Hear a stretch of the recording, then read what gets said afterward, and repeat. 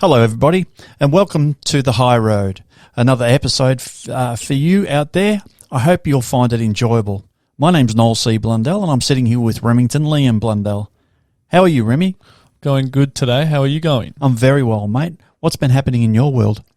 Just the usual, really. Building up the business, doing a bit of university work, doing heaps of activities that I enjoy, and just all the usual, better mental and everything. So.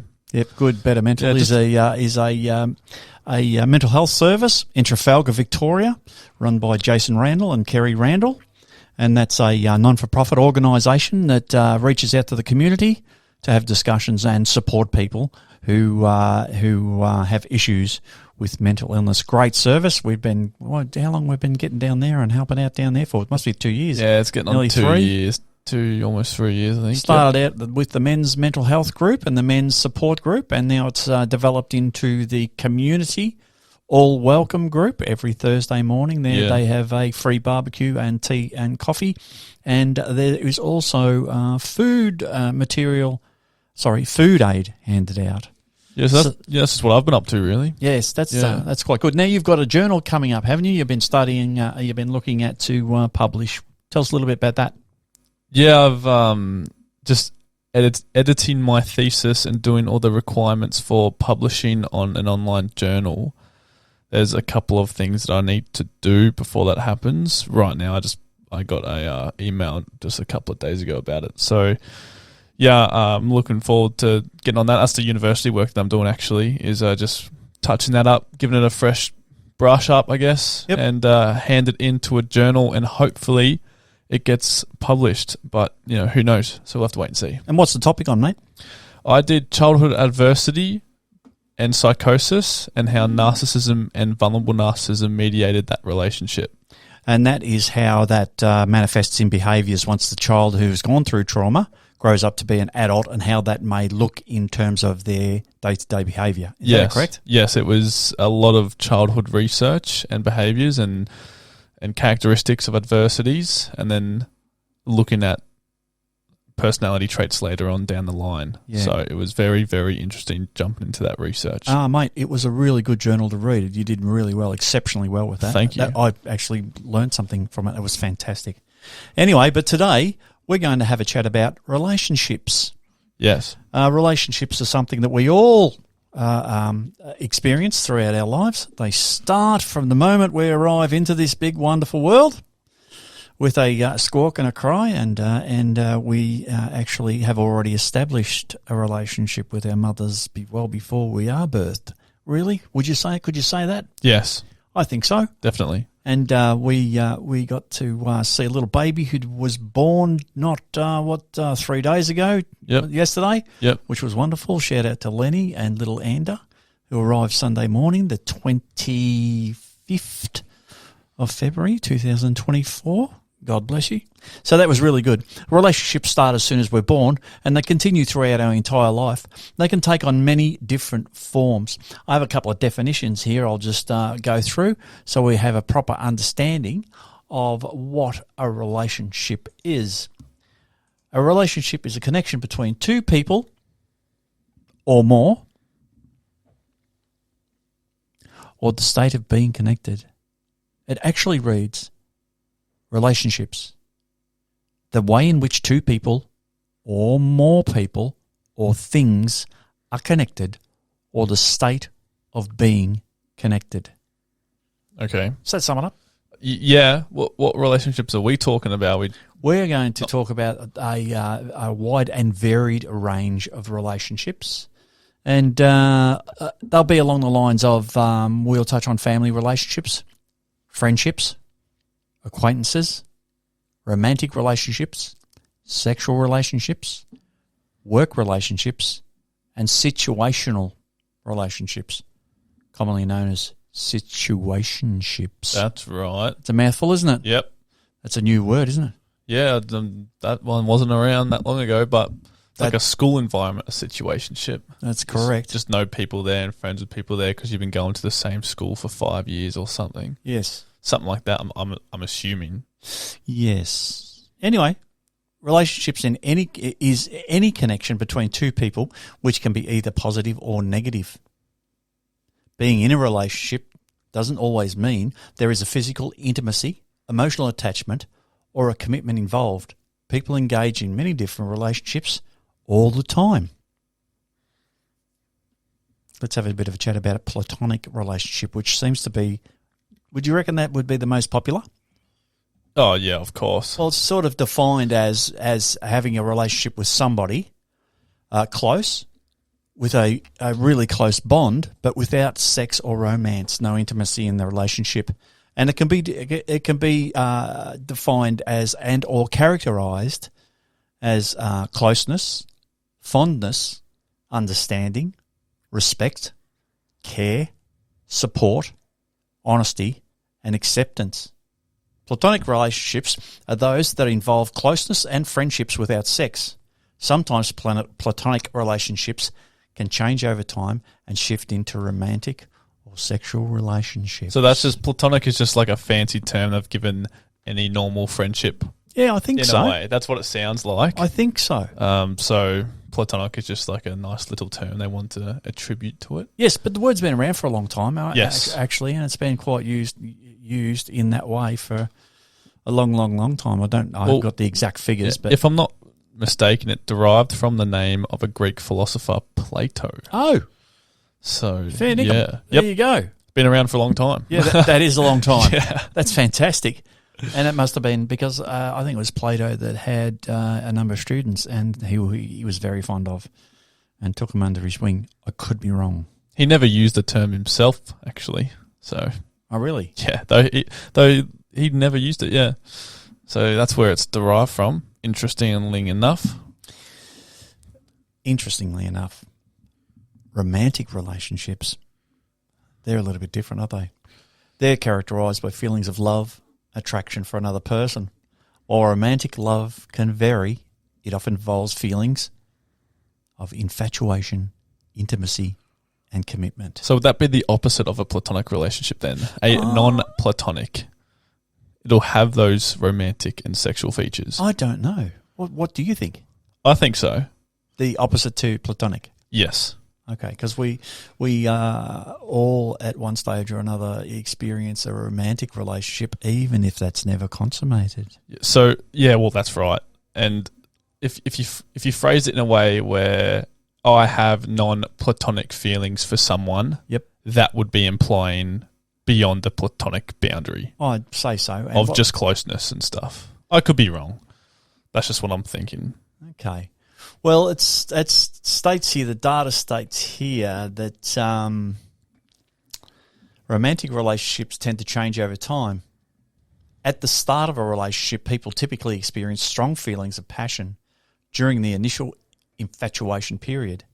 The brain releases specific neurotransmitters, dopamine, oxytocin, and serotonin, that causes people to feel euphoric and in love. Wow. Yes, that's right. Romantic relationships often burn hot at the beginning, while the initial feelings of passion usually lessen in strength over time. Yeah, that's very true. Like a honeymoon period at the start. Yes. Can we just touch on that for a second? Yes.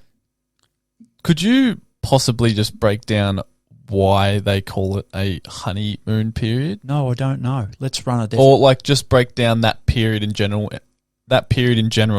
And why it shifts from honeymoon to whatever's next. From just speaking from... Yeah, like what goes on in the first 3 months that then makes it the next period after that different to the physiologically, the data says that neurotransmitters fire and they are saturated with dopamine, oxytocin, and serotonin. Yes. Which you get that flood in your brain, which gives you that euphoric feeling, that euphoric sense, where you're on floating on cloud nine. I think they refer to it as. Yeah, because I was speaking to someone about this a while ago about the honeymoon period, and everyone knows about it. It's common knowledge. Like you get with someone or start a relationship with someone, and it's the honeymoon period, and everyone's like, "Yeah, you just wait 3 months." I don't view it like that, but and when I was talking to this person, they were kind of breaking down what could happen after 3 months, and I kind of came to the conclusion that like, is it The first 3 months a honeymoon period because you're obviously fresh into it, but also after 3 months, the persona of the other person and actual behaviors start to reveal themselves and can't be covered up as easily. So you actually get to the core of the person. Well, that's interesting because when we come into first contact with each other and we're assessing partners for partnerships, it actually comes down to a genetic predisposition where we're sizing up partners. Yes. To see if they would be appropriate for breeding. That is very evident, yes. So what happens is there is that assessment process going on, which creates those dopamines and oxytocins and serotonins start flying around in your body to create that euphoric sensation, which also underpins arousal. Yep. Right. So that is what's going on in the initial period. That's before there is any contact. And then, partnerships are chosen. Usually it is the female that chooses a partner, not the other way around, because humans they have high standards to be met for partnerships or procreation. Yes. Human females do. The data's in. Yes. Right? Where the masculine are usually they're not as picky. No, like I did read a statistic, and I'm not sure if I've mentioned this before. Maybe I have on the podcast. It was women rate men as attractive 20% of the time. So they rate 80% of men unattractive, and then men rate 50% of women attractive and 50% of women unattractive. Wow, that's much higher. Yes. That is very high, and that's an actual statistic apparently, and that blew me away. 20% of men, women rate attractive. Yes. And according to Dr. Sarah Hill, who has researched the oral contraception and the ramifications of that, is suggesting that women's taste in men changes whether they are taking oral contraception or not. Yes, because according to Sarah Hill, when you take the pill, women's body are treated like they are pregnant. Yes, it's that tricks the body into believing that the female is actually carrying a fertilized egg. Yes. So therefore, they don't need to produce any more eggs. So therefore, they are not fertile and don't need, because they are currently in the sequence of reproducing. Yeah, and they're not evaluating potential partners based on genetics and brain chemicals and whatnot, because they are already in that state for the purpose of breeding. Yes. Correct, because they are already fertilized. Yes, that's what the data's saying. That's what Dr. Sarah Hill is saying. Yeah. So do you think after 3 months that's when life's social pressures and just life's demand kind of catch up onto the bond of the relationship, or do you think it's a breakdown of the other person completely? Well, dopamine, oxytocin and serotonin are chemicals that flood our brain as reward drugs. Well, the dopamine is known as a reward drug. So therefore, with any sort of chemical that floods through your brain, we get a tolerance for. Okay. So it's not unusual. We'll get a tolerance for dopamine as well. We'll get used to the sensation. We'll get used to the whole situation, and that euphoria starts to subside. Yep. But as I was going to say previously, when we first meet prospective partners, and we go into that to the let's call it the intimate relationship dance, potential intimate relationship dance that humans enter into. Yeah, nicely put. Well, ritual, whatever you'd like to call it. I view it as a dance. Yes, so it is really a dance. There's a whole process that goes on there, both chemically and with neurotransmitters, and that manifests in behaviours and things along those lines. Now, when that dance begins, people do tend to bring part of their personality out that may not be their actual personality. You know, there is little nuances and things along those lines that may not be genuine, with all due respect. So, this is where, on occasions it can be interesting. What I'm getting at is this. It's not until people get together and the relationship starts to head down that road and you go through the euphoric stages of, elation, things along those lines. But it's about 6 weeks out. But I call it about between 6 and 12 weeks out from the initial consummation of the relationship that potentially people's behaviours start to change, because if there's any sort of facade or any sort of falsehood associated to their behaviour, it can't be sustained long term. Yes. That's why a lot of relationships that are consummated do fall apart between 6 and 12 weeks out from that consummation. Oh, wow. Okay. Sometimes they can go a bit further, but depending on the honesty that was displayed on the initial meetings and the establishing of the relationship. Because of course, if guy's going to go in and tell, g'day, how you going? And I'm an airline pilot and I fly around the world. I really live in Dubai and I'm just here in downtown Warragul drinking a bourbon because I just happened to stop here on my journey around the world, and because my Lamborghini is actually parked in Acapulco, right? Yeah. Well, it's not going to last long, is it? No. Particularly when she sees you down the street, paving the pedestrian crossing outside the school. Yeah. Or shout out to all the concreters and all the the school lollipop people.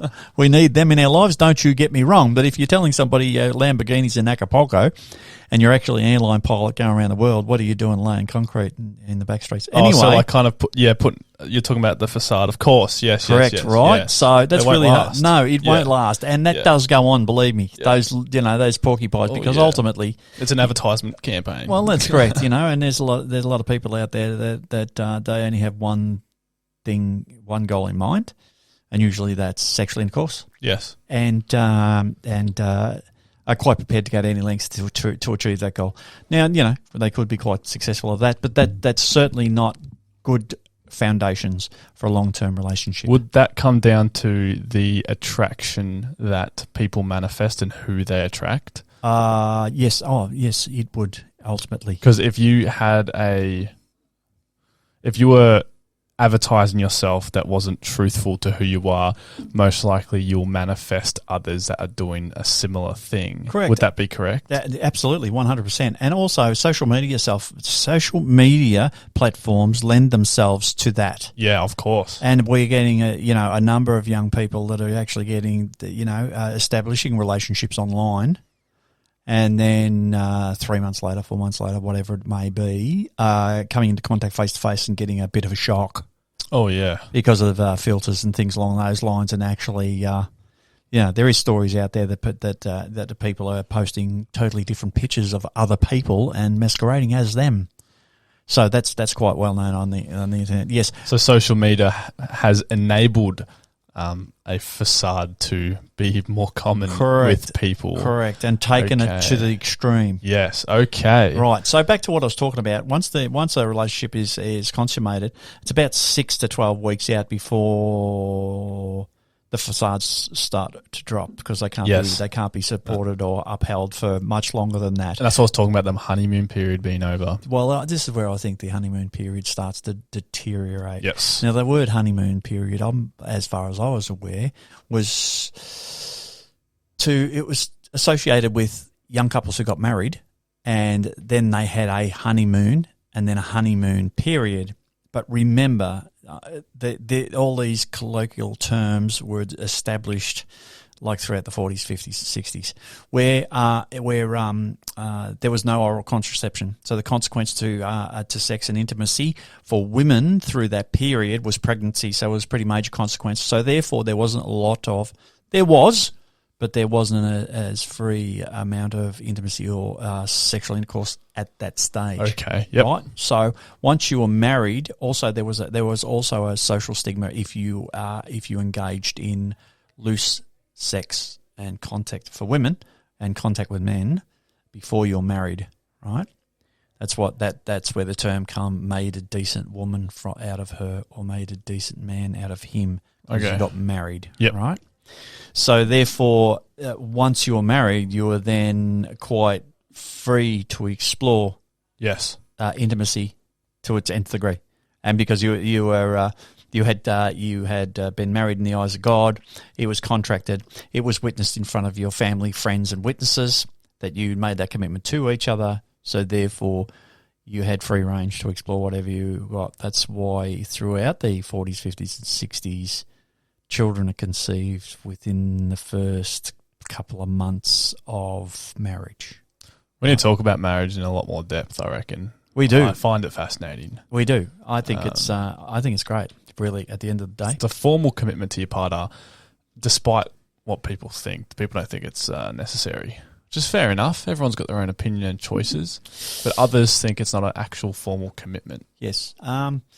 Yes. Over the past 2 or 3 decades, with all due respect, and I know I'm treading on where angels fear to tread. People have been steering away from spirituality and particularly the church. And I think this is a consequence of the oral contraception again. Yes. Okay. Right? And people have been cohabitating in de facto relationships now for quite some time. There are actually, there's quite a big number of the population that actually cohabitate in de facto relationships, and they have children and normal relationships, and it's lasted forever. Yeah, well, we have a personal friend of ours, shout out to Warden Trees up in Queensland, that actually have they've been in that cohabitation relationship, de facto relationship for some. I think they're coming up 30 years.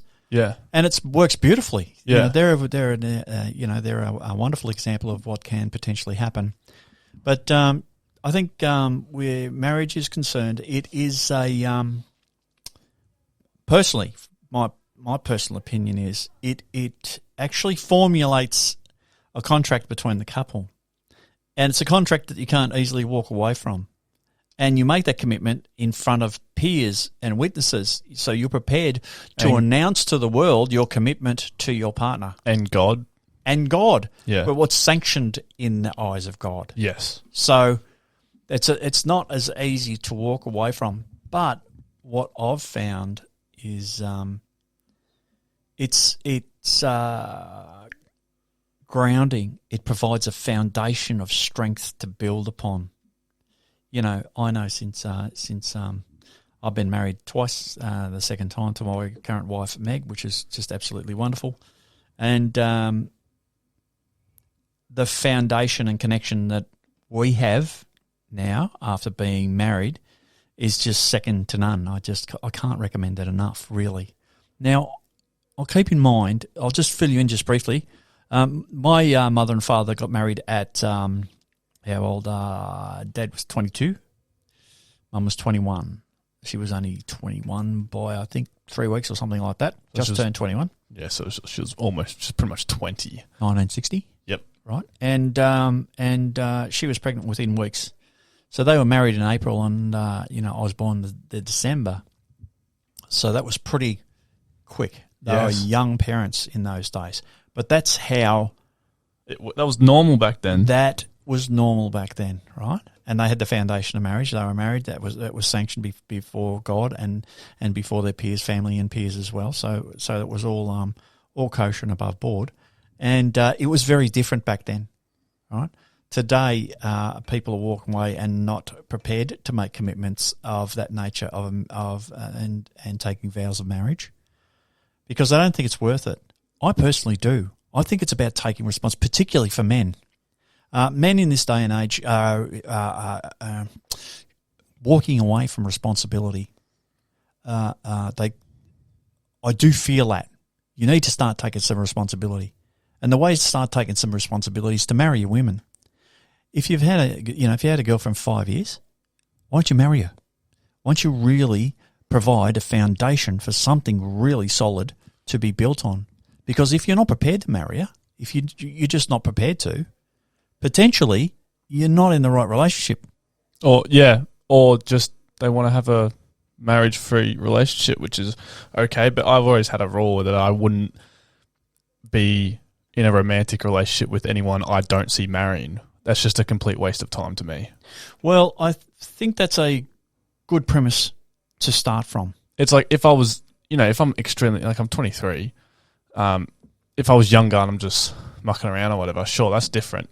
I'm just kind of testing the waters. I'm young, but if I'm at this age now, 23, 24, 25, it's like I don't really have a lot of time just to trial relationships. It's like I want to trial one that'll be long-term and serious. Yes. I don't really want to, I guess, waste time with someone that I don't see settling down with, and then also I'd be wasting her time as well. Well, correct. Because it's like, if I'm not going to marry her, then I'm wasting her time. That's correct. That's worse than wasting your time because you're actually impacting someone else's life. Yeah, that's correct. And it's okay to make a decision over your own life and waste your own time. Yep. But when you're wasting other people's times as well. Now, keep in mind, when you have a relationship, there's also those surrounding people as well. Mums, dads on both sides, grandparents, when you're young, grandparents on both sides, brothers, sisters, siblings, cousins, things along those lines are on the peripheral as well. So, you're building relationships with them too. But if you're not intending to take the relationship any further, so you got that equation going as well. This is where a lot of animosity develops when you separate, right? Two different usually breaks into two different camps, and one will support him and one will support her, and often those two camps come into conflict then. Yep, and they do. Sometimes they can get the worst case scenario. It can get really messy. Or at the best case scenario, you lose touch with really good friends who you really admired and really liked. That's at the best case scenario. The worst case scenario is, both camps are standing on either side of the street pitching rocks at each other. Speaking about relationships, actually, and it's very important you say that because marriage is typically to one person. And I've seen over the last couple of decades, monogamous marriages are a lot more common than 50 years ago, whatever. I don't know about that. I haven't got any data whether it has increased or not over the years. I often thought that monogamy in relationships was expected but wasn't fulfilled. I don't know whether the data has gone up or down. That'd be an interesting research to do. I don't know. Maybe that's just a perspective that I have, but I thought people would stay together more frequently than having multiple wives or partners back in the day. I could be completely wrong. Well, ultimately, back in the day, let's talk 4 or 5 decades ago, 40 or 50 years ago, people made commitments to stay together, thick and thin, and they meant it. That's what I mean. Now we have we hold a electronic communication device in our hands called a mobile phone, and alternative lifestyles are at the flick of a thumb, right? Every time you flick your thumb up the screen, you're looking at an alternative. Yes. And I think that potentially can be a catalyst for people to be feel not fulfilled, right? Yeah. It's like a grass is greener on the other side type of that's right. effect. But see, grass is only greener on the other side of the fence because it's fed with bullshit. Yeah. Right? Well fertilised. Yeah. Yeah, it's pretty deceptive. Well, correct. And ultimately, at the end of the day, what you see on your screens through social media platforms is merely that. It's merely a it's the facade that we were just talking about. It's a facade, mate. You know, really. I'd like to say that to the people out there, particularly young men and women who are out there. You are who you are, right? And you're going to be who you're going to be. You can never be the person that you see under your thumb on the screen because that's not you. But the unique aspect of you is what brings beauty and colour into this world. And I think young people particularly and middle-aged people have lost sight of that. And trying to be something they think they either should be or would like to be. And they forget to be them. So please think about being you. Because that's what the world wants. That's definitely and that's what you have to offer. Yeah, and that's definitely increased over the last decades with social media and technology for sure. What's that? The indulgence in grass is greener on the other side lifestyle. I tend to agree with you. I think that's very predominant, actually. I tend to agree with you. And see, that underpins the decision back to marriage, underpins the decision whether to get married or not. See, people are going into relationships now with what's called, as I learnt recently, a plan B. Right? Really? So you go into marriages or relationships? No, I don't think necessarily marriages, because if you're still in a relationship and you have a plan B and you're talking to somebody else on the phone, or right, you're having a relationship with somebody, an intimate relationship, romantic relationship, and you're going along and you're still talking to somebody on the telephone, right? Yep. Somebody else, and you're talking to them a little bit more than the normal platonic relationship, that's a plan B. They call that a plan B. So if this relationship falls down or it doesn't work out the way you want to, you can get out of that one. You've got someone to fall back on. Ultimately, the plan B, the fallback person, is actually the disruptive part of your current relationship. None of that's going to work, because ultimately, at the end of the day, the person you want isn't your people, and the person you're speaking to, whilst you're with the one you're with, right, aren't your people either. I've never heard of this Plan B thing. Yes. That's interesting. Yes, and apparently it's very, very popular. So if, I'm popular with women, I'm led to believe. So there's a Plan B. So if I start going out with somebody and 6 weeks down the track it gets a bit weird, they've got a Plan B. They can bail out and then... Okay. Yeah. Right? Yep. So, yeah, anyway. But, if that's going on, of course you're not going to be considering marriage, because marriage is harder to get out to and you have to make a stronger commitment, right? And it's work. Well, that's the other thing with marriage too. Once you commit to a marriage, you then freely really lean into it, really lean into the trust, really lean into the foundation and security of that. And then you can really open up with honesty. You can really open up with your feelings. You can really open up to something real. And then once you do that with honesty, that's when you can start heading towards your real potential, and your partner can start heading towards their real potential. And you can make a union which is complementary to you both for optimum inner growth. This is all that's getting missed out on with this semi pseudo platonic relationship. There's a word from I just think it's getting so complex. Yeah, casual relationships. Yep. Casual, yeah, right? that's a good term. Yep. Yeah, you're wasting a lot of time, and you are, because people only meet maximum 5 people or partners that they can see spending a lifetime with. Long term, yeah. Only 5 in your life. Yep. And may not work the first time, may not work the second time, but when we break these 5 individuals up that you could spend a long time with, that's after a year or two establishing if they're the right person. That's right. And if you met 5 people that you could live with, need 3 years for those 5 people, that's 15 years. Yes, and I think those figures you're quoting, they'd be on the outside. That's the worst case scenario. Yep. Yeah, right? 5 is the maximum. Some people can meet 2 or 3 people, and that's it. That's we're laughing. And I know people personally that have met initially, right? High school, university. How you going? Yeah. I haven't had a boyfriend before. Meet somebody, boom, married, children, happily.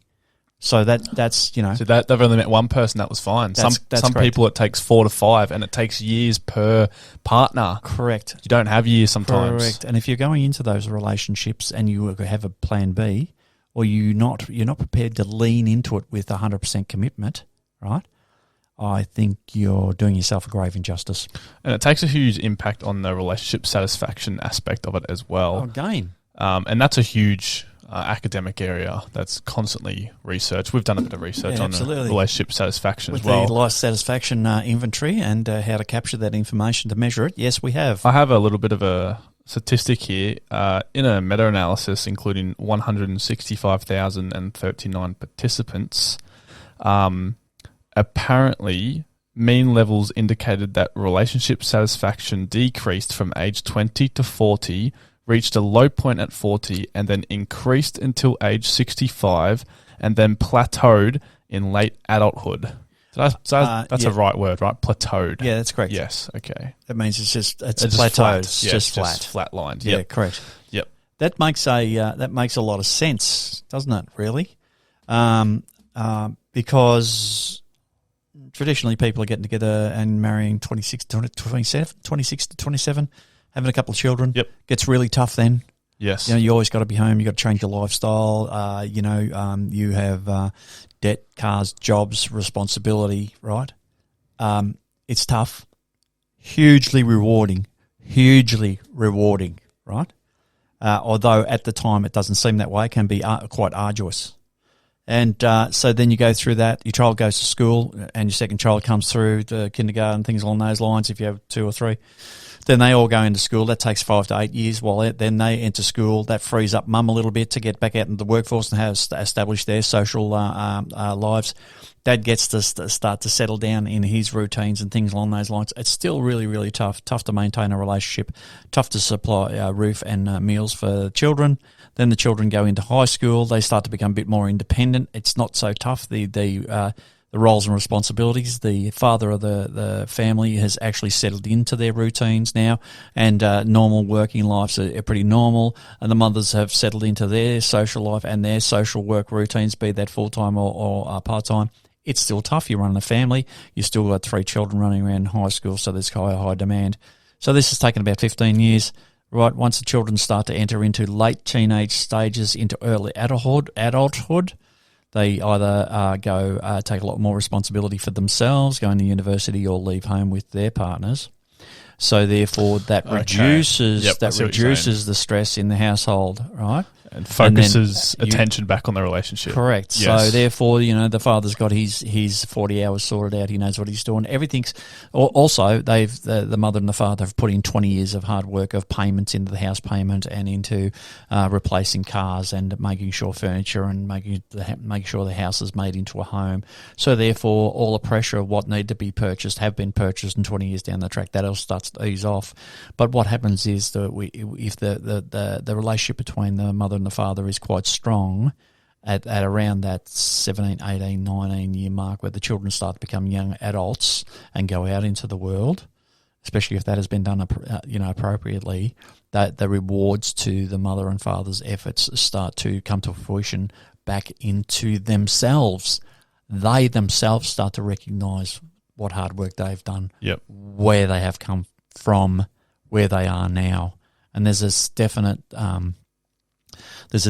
pride, and I think at that around that marks 18 years, 20 years, there's that definite it's almost like a new connection between the mother and the father.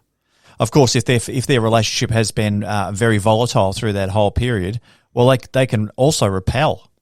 The kids are gone now. I'm leaving. See ya. Yes, that happens a lot. I've seen that happen. Yeah, that happens a lot too. Yeah, believe me. But conversely, a lot of relationships at that point are very happy with what they've produced, very happy with how far they've come, very happy with the family history that they've had to create whilst creating their family, right? Your own family. That's another thing. We'll talk about that another time. And the love and connection at that point, 18 and 20 years, goes into a new paradigm, which is just incredible. And if people can enter that stage and enter that level of love and enter that level of relationship, they will be together until death do us part. Yes. Now, an example of that is your grandparents, mate. Yeah, they were together for over 60 years. That's what I mean. And that was a perfect example. And that's where I draw that example from. Yes, it was very inspiring, actually. Yes, absolutely. And that was specifically Death till us part. Yeah. Death till us part. Yep, that's right.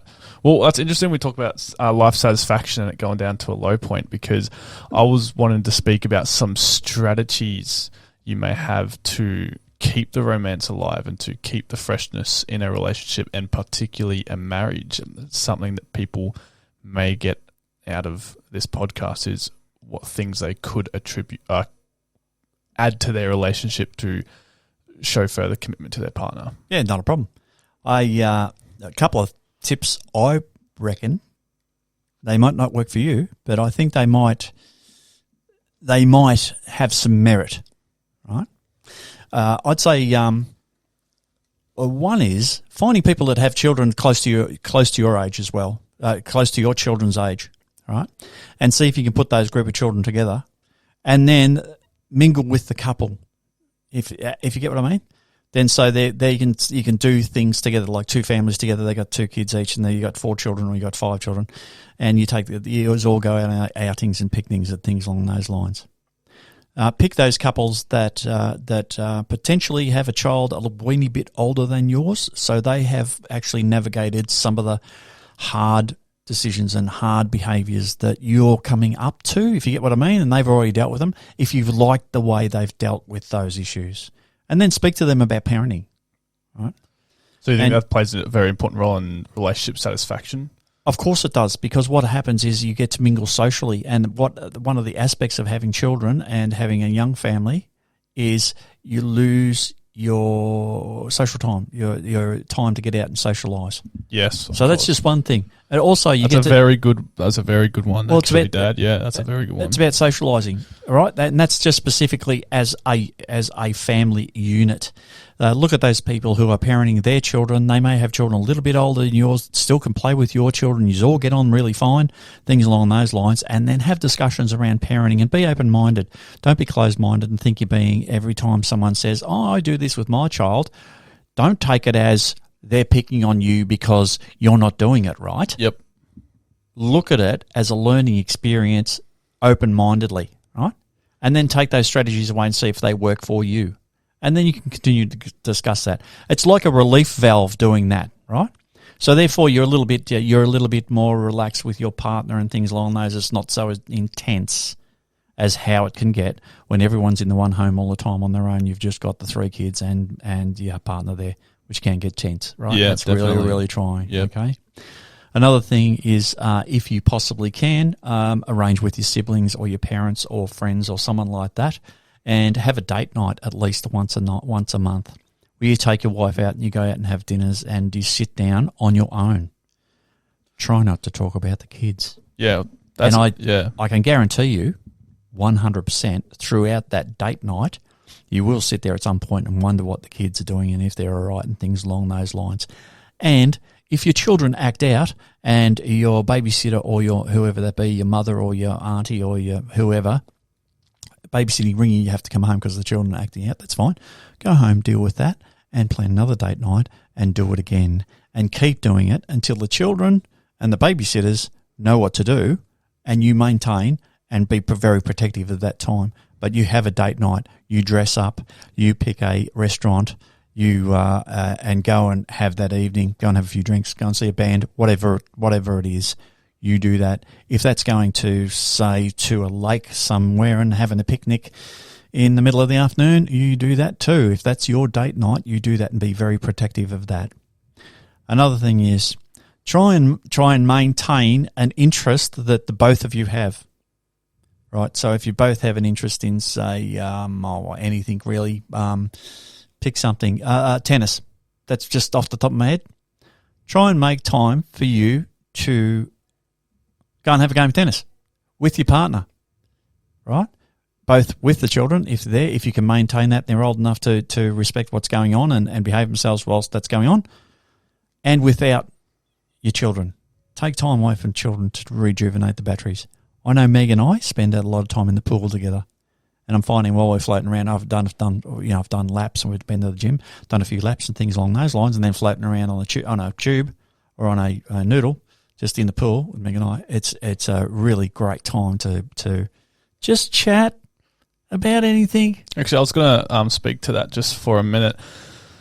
I kind of adopted in my previous relationship at least an hour to an hour and a half per week on communication and negotiation around things. You need it. And it was very necessary. And it may not just be like, in the calendar, Saturday afternoon, 1:30 to 2:30, we're talking. No, it's like a whole week where it's like, half an hour this night or 10 minutes this night, just like a constant flow of conversation that adds up to around about an hour and a half to 2 hours a week of communication with your partner. Yep. That's what kind of keeps things flowing and keeps issues at bay. That's fantastic. And those conversations and communication doesn't always have to be lovey-dovey and romancy. Yes. Some of those communications and discussions are going to be tough. Yeah, very difficult. And some take hours. Some takes longer than an hour and a half. That's correct. Sometimes it could take 3 or 4. Yep.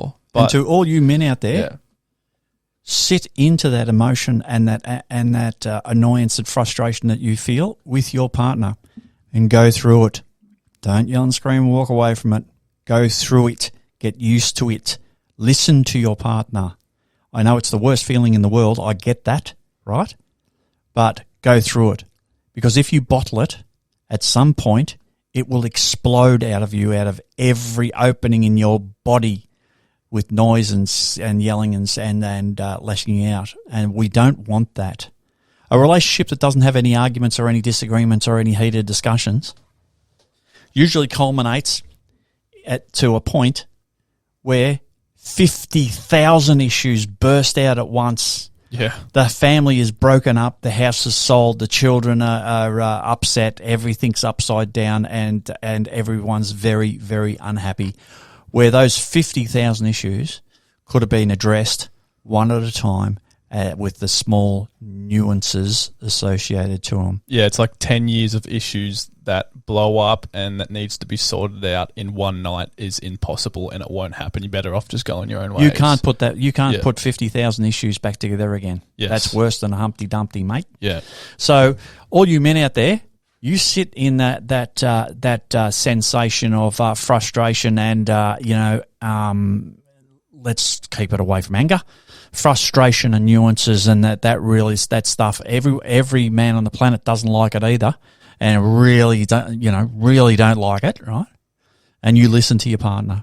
And to all you female partners out there, or you wives and female partners out there, please watch your language and watch what you're saying, because your words hurt.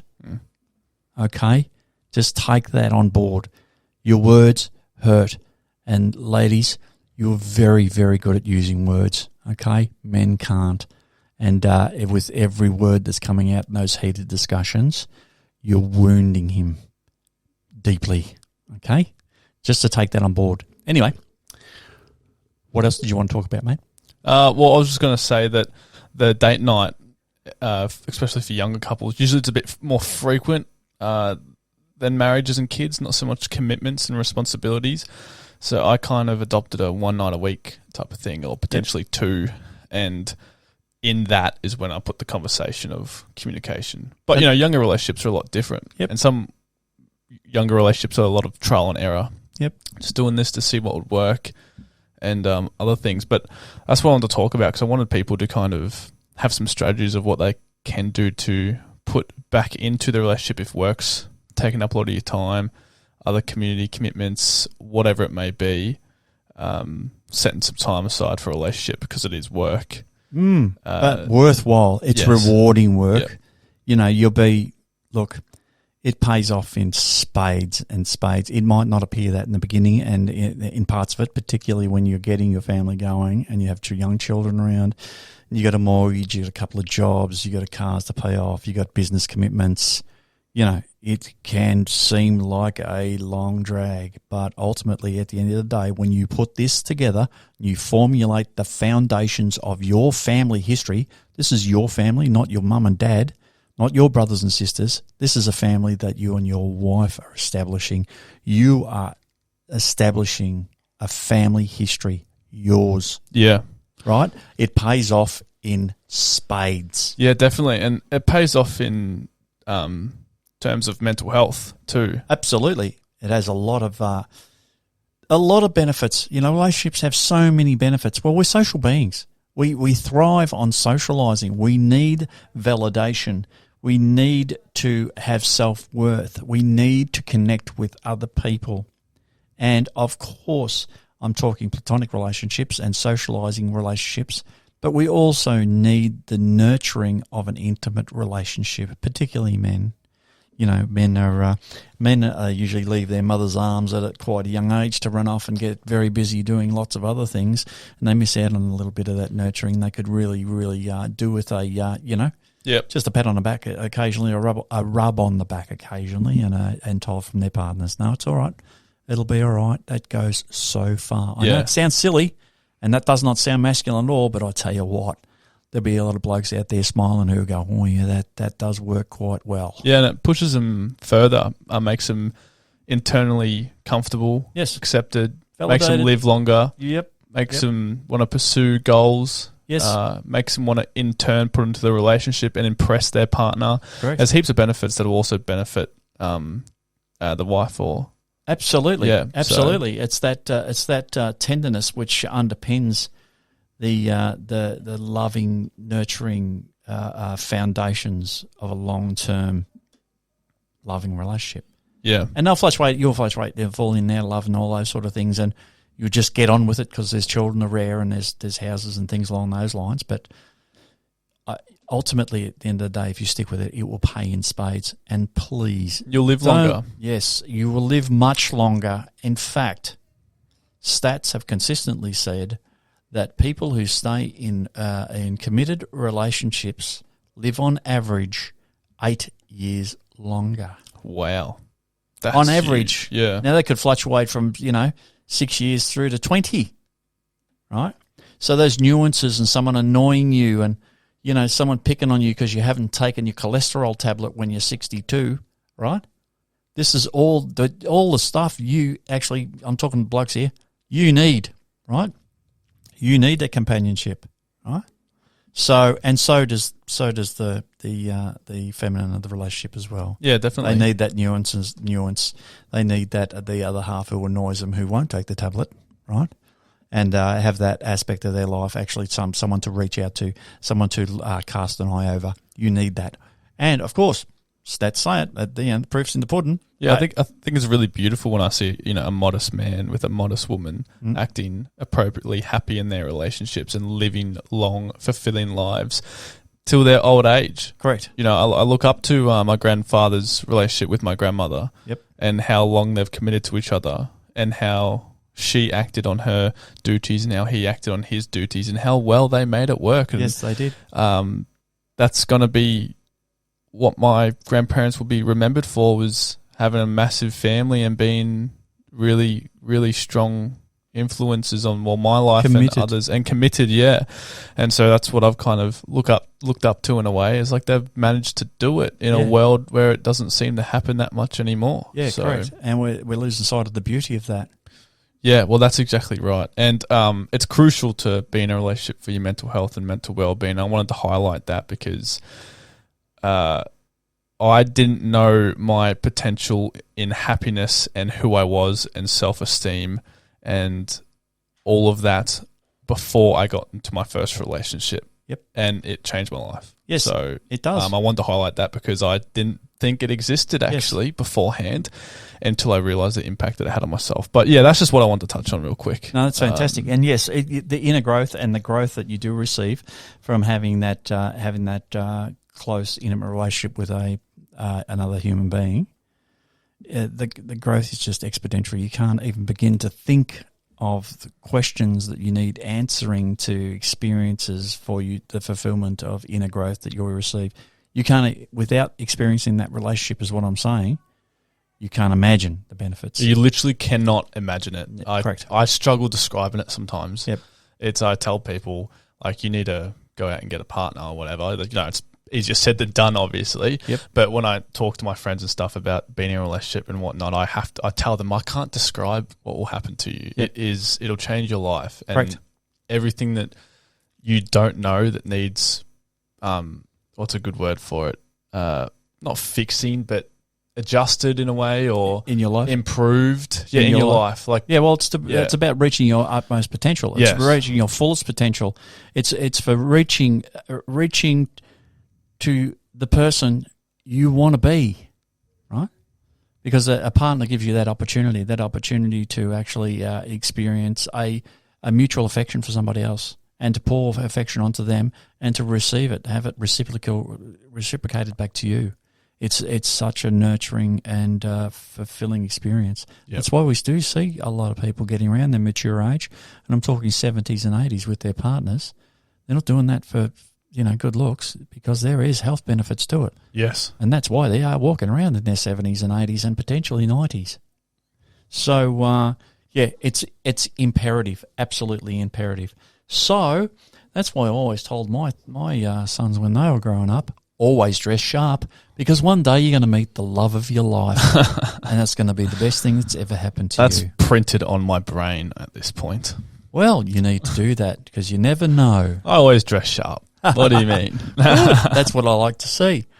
All right, mate, that might wrap that up for today. Is there anything else you want to top that off with? No, I think that's pretty much it. I just wanted to talk on relationships in general, what you can do to keep it fresh, and marriage is obviously a hugely interesting topic to me, and for other people as well. But I think we've covered all corners that I really want to speak about, and it was very good. Thank you. Absolutely. For that. Thanks. Thank It was you. great. No, pleasure, mate. It was a really good discussion. And thank you all for listening out there. Hopefully you got something out of this. If one person managed to gain some sort of knowledge on what they can do in their relationship to improve it, or in some fashion, that's fantastic. And thank you very much for listening and taking that on board. Thank you very much, mate. Pleasure. Why don't you pop us a couple of lines and let us know what you think? You can reach us on Facebook under Noel C. Blundell or Aimed Motivational Empowerment Network, or you can reach us on aimedmen.com.au. Yeah, that's our actual URL link. Is That's the right. aimedmen.com. We were unaware about that before. That's right. We've But just we, been informed. Finalised it. Yeah, we just Our got IT informed. text has just informed us that we were pronouncing it wrongly. It's aimedmen.com. All one word, lowercase, .com.au. So, look, reach out and pop us a line and let us know what you think, and if that works for you, or it doesn't work for you, or something we may have missed out. We'd love to hear what you've got to say.